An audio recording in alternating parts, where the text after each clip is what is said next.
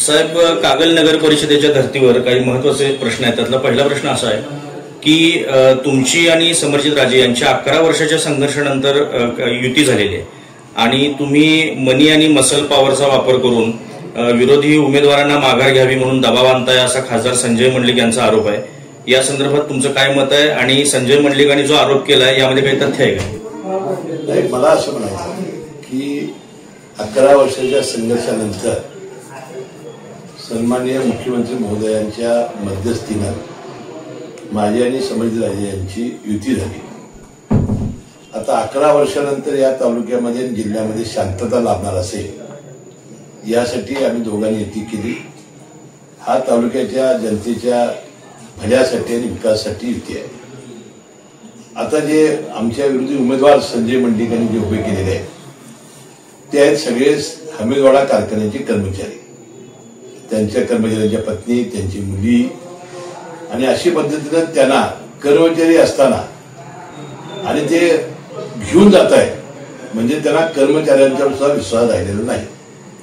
आणि काल जी घटना घडली आणि एक आमची स्नुषा विनोद निवडून आली, त्या नायकुडी या तरुणीने स्वतःहून आज दिलेला आहे की मी मुश्रीफ साहेबांच्या कामावर प्रेम म्हणून आणि त्यांच्या कामावर आनंद करण्यासाठी, त्यांना पाठिंबा देण्यासाठी मी उमेदवारी परत घेतलेली आहे. त्यात मनी आणि मसल पॉवरचा कुठे संबंध आला? दुसरा एक आरोप माजी खासदार संजय मंडलिक आपल्यावर करतायत की तुमच्या दोघांची जी युती आहे यामध्ये तुम्ही ईडीकडून सुटण्यासाठी आणि समरजित राजे जमिनीचं आरक्षण वाचवण्यासाठी ही युती झाली असा आरोप संजय मंडलिक करतायत. याबद्दल काय मत आहे?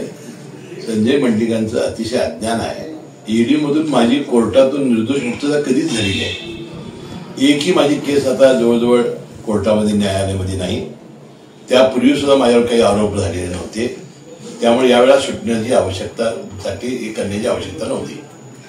तसे राजे यांनी आरक्षण उठवण्यासाठी केलं जे म्हटलेलं आहे ते अतिशय निराधार आहे. कारण त्यांच्या राज्यामध्ये तालुक्यामध्ये आणि जिल्ह्यामध्ये इतक्या जमिनी आहेत की एखाद्या जमिनीच्या तुकड्यासाठी आरक्षणासाठी अशा प्रकारचा निर्णय ते कधीच घेणार नाही. त्यांनाही वाटतं की 11 वर्ष संघर्ष करून आपण या तालुक्याच्या विकासासाठी आणि तालुक्याच्या लोकांसाठी आपण काही करू शकत नाही. असा निर्णय त्यावेळी खासदार सदाशिवराव मंडलिक आणि विक्रमसिंह राजे यांनी घेतला होता. त्यांच्याही 10 वर्षाच्या संघर्षाच्या काळात जवळजवळ 10 खून पडलेले होते, अनेक लोकांची डोकी फुटलेली होती, तरी या दोघांनी तालुक्याच्या भल्यासाठी निर्णय घेतला.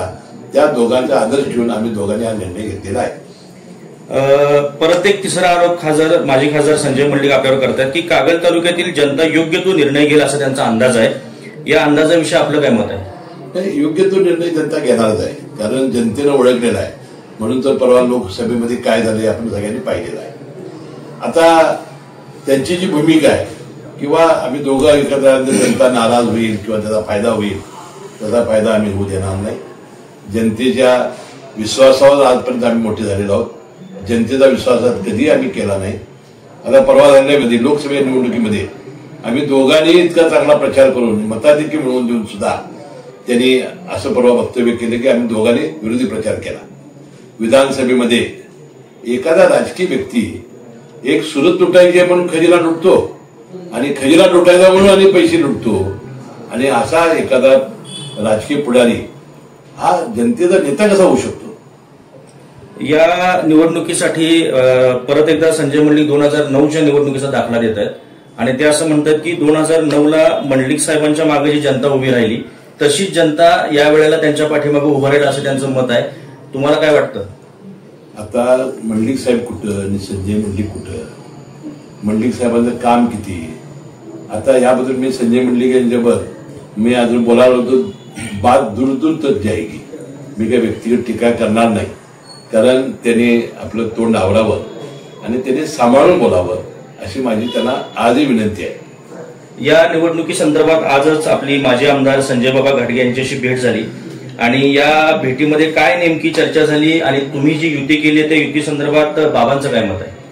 आज माजी आमदार, माझे ज्येष्ठ मित्र संजय बाबा घाटगे, जिल्हा परिषद माजी शिक्षण समिती सभापती अमरीश घाटगे यांची भेट झाली बँकेमध्ये. आणि जो युतीबाबतची जी घटना घडली त्याची सविस्तरपणानं मी त्याच्याशी चर्चा केली, त्यांना माहिती दिली आणि मला वाटतं त्याचं समाधान झालं असेल आणि मी संजय बाबा घाटगे आणि संभाजी घाटगे यापुढे तिघेही आम्ही एकत्र येऊन या तालुक्याच्या जिल्ह्याच्या राजकारण करणार आहोत. आम्ही संजय मंडलिकांना यातून काही बाहेर काढलेलं नाही.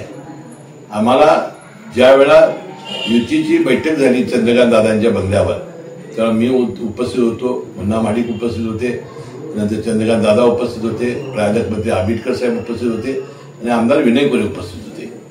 त्यावेळा मला आंबेडकर साहेबांनी विचारलं की तुम्ही तिघं मिळून युती तिन्ही पक्ष मिळून करा. तर म्हटलं संजय मंडलिकांच्या बद्दल आज मुरगुडमध्ये त्यांच्याकडे असलेले राजकारण जमादारे माझ्याकडे आले आहेत, ते दगाडाचे उमेदवार आहेत. माझ्याकडे असलेले उमेदवार प्रवीण पाटील त्यांच्याकडे गेले आहेत, ते त्यांचे उमेदवार आहेत. त्यामुळे तिथं समझोता होणं अवघड आहे आणि तिथं जर समजा झालं तर कागलमध्ये होणं अवघड आहे. त्यामुळे नगरपालिकेमध्ये आमचा समझोता होणं हे अशक्य आहे असं मी त्याच वेळा सांगितलं होतं. परंतु ज्या पद्धतीनं ते अस्वस्थ झालेले आहेत, आम्ही तिघं एकत्र आल्यामुळे त्यांनी घाबरून जाण्याची आवश्यकता नाही. युती म्हणून काम करण्याची आमची इच्छा आहे, योग्य ते करायचे आहे. परंतु अशा पद्धतीनं वक्तव्य करणं, बिनबिडाचे आरोप करणं हे संजय मंडलिकांनी सोडून द्यावं असा एक इशारा मी आज या निमित्ताने त्याला देणार आहे. एबीपी माझा, उघडा डोळे बघा नीट.